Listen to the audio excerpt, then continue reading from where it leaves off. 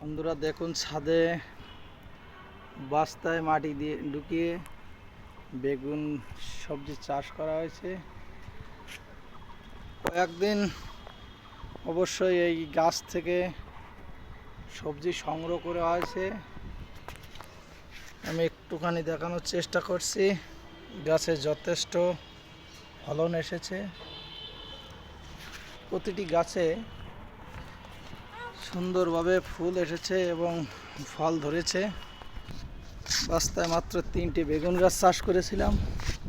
প্রতিটি গাছ থেকে আশানুরূপ ফলন পাচ্ছে ইনশাল্লাহ। ঝাউ হচ্ছে, বাসা বাড়িতে অবসর সময়টুকু সুন্দরভাবে কাটানো সম্ভব হচ্ছে। কাজের ভিতরে থাকাই সবসময়, কাজে থাকলে মনটাও ভালো লাগে, মনটাতে খুব প্রশান্তি দেখা দেয়, নিজেকে অলস অলস থেকে দূরে রাখা যায়।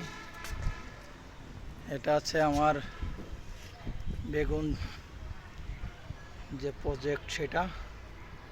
ধন্যবাদ সকলকে।